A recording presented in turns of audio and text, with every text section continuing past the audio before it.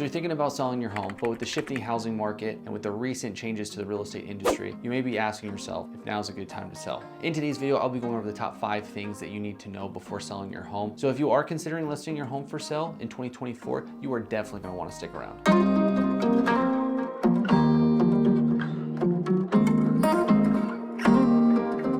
Hello everybody and welcome back to my channel, The Realtor You Know, with me, Mike, your local Boise, Idaho realtor. On this channel, I make videos about what it's like to live in Idaho and the do's and don'ts of buying and selling real estate. If you'd like to learn more about what it's like to live here in Idaho and real estate, please consider subscribing and clicking the bell for notifications so you don't miss when a new video comes out. Today, I'm talking about the shifting real estate market, especially when it comes to commissions and how we do business. With all the questions I've been getting, I decided to dedicate this video to the top 5 things that you're gonna wanna know if you plan on listing your home for sale as of November 2024. So let's dive into it. Effective on August 13th of 2024, the local MLSs will no longer be able to publicly display the buyer's agent commission, which means platforms like Redfin, Zillow, or Realtor.com will no longer be able to list the buyer's agent compensation that is being offered. While this change did go in effect on August 13th for the local MLSs, the new laws regarding realtors kicked in on the 17th of August. After that date, buyers will need to sign an agreement with their agent that outlines the compensation or fee amount that they agreed to pay their agent prior to touring their first home. So if you are selling, you may receive offers that request you pay the buyer's agent commission directly. You are not obligated to accept this, but it is important to be open to these new terms in a shifting market. I always like to bring this up to my sellers so we can have a discussion about it, because to be honest, a lot of people are not aware of how most buyer's agents get paid, and historically it has been from the seller. So the process back in the day looked a lot different than it does right now. So let's walk through that real quick to give you guys a good understanding of how real estate has evolved over the years and how we got to having a buyer's agent. Back in the day, if I wanted to buy a home, I would walk into my local real estate office, or brokerage A for this example, and I would see what homes they have listed for sale. If I didn't find anything at that brokerage, I'd go to brokerage B and see what they have listed for sale. The downside was this was a very inefficient process, and the different brokerages didn't communicate with each other. So as a buyer, if I found a home at brokerage A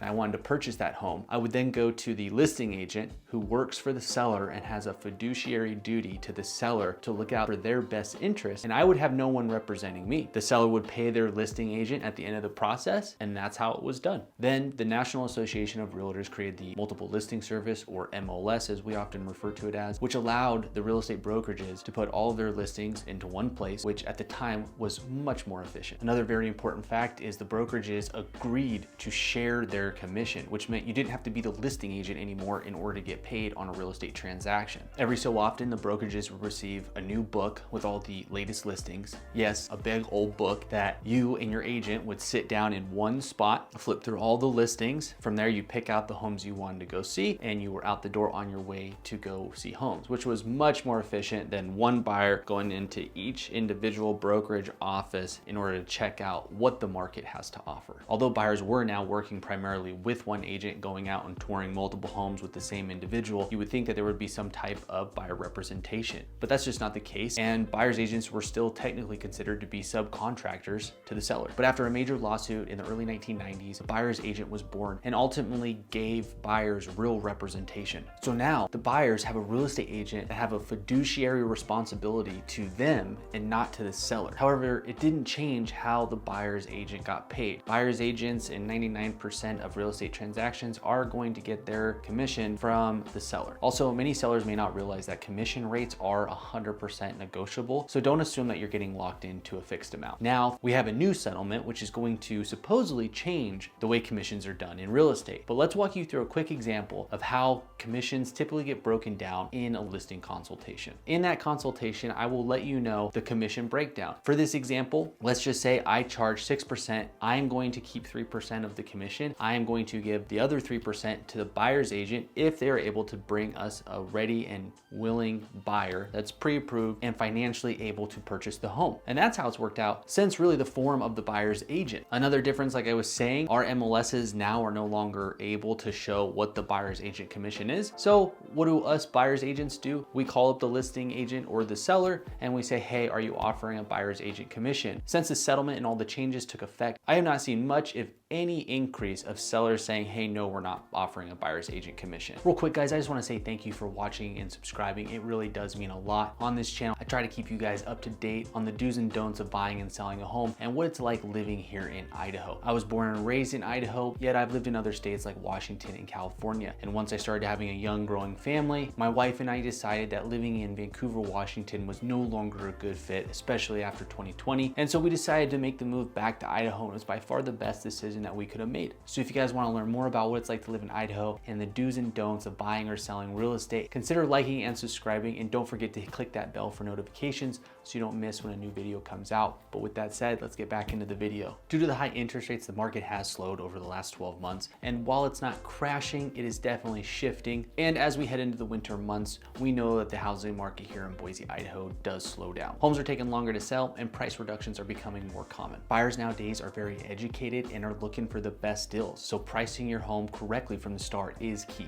Besides pricing, you will really want to make sure your home shows well, not only online, but in person. Professional photos, 3D tours, and a layout of the floor plan are really baseline features that any listing should have nowadays. Hiring a cleaning service to come in and do a deep clean on the home to ensure that it looks, smells, and feels fresh is a great option, and one I highly recommend to all of my sellers. There's nothing worse than walking into a home that feels grimy. Also consider staging options. Whether the home is going to be lived in while on the market or vacant, it can really help highlight the home's features and make a big impression on the buyers. But unfortunately, your home is going to take longer to sell than it would have just a couple of months ago, so set the proper expectations and try to be patient. The third thing that you should be aware of before selling your home is to avoid all furniture or personal property negotiations until all contingencies have been removed. One of the most common mistakes I see sellers make is getting caught up offering furniture or personal items in the sale of their home. My advice, don't even bring it up until all the contingencies have been removed. I generally recommend to my sellers that we wait until after the appraisal report comes back and we've moved on from that situation,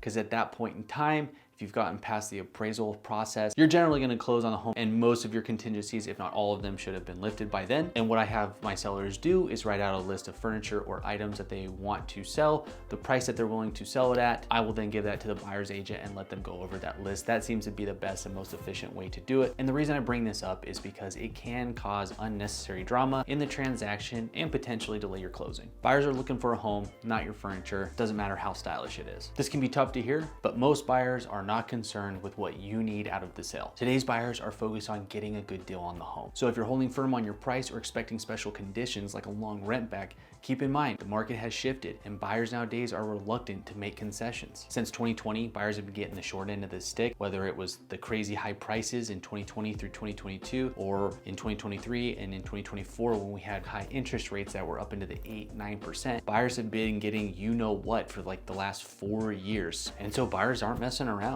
My advice to sellers out there is try to be open to all offers that come in and be flexible. It's going to help get the deal closed. The fifth thing you need to know as a seller is to stop listening to your neighbors. Your neighbors may mean well, but they are not the ones buying the home. They are probably biased and hoping that your high asking price will make the value of their home go up. Do yourself a favor and stick with the advice of a real estate agent. Listen to the market and not the noise. And I know there is a ton of noise out there.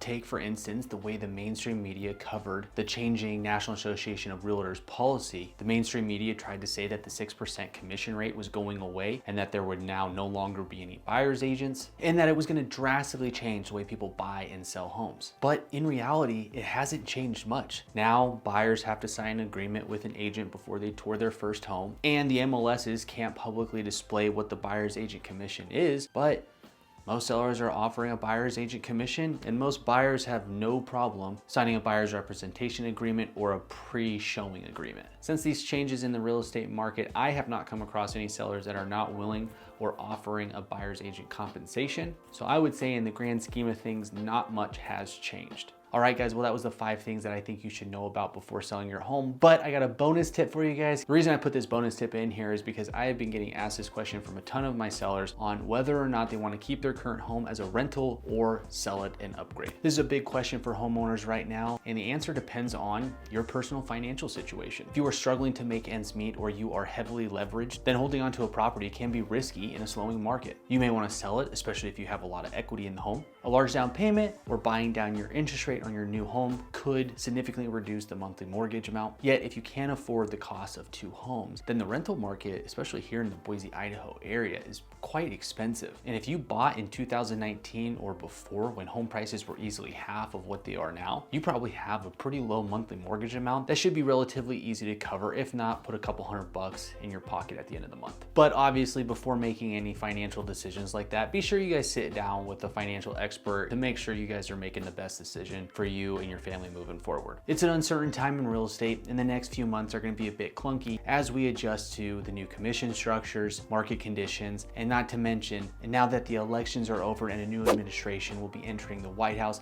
that could have serious impact on the real estate market as well. The key is to stay educated and be flexible. If you want to keep up with the latest changes, consider subscribing and clicking the bell for notifications so you don't miss when a new video comes out. But that is all I have for you guys in this video. Good luck with the sell of your home, and I'll see you in the next one.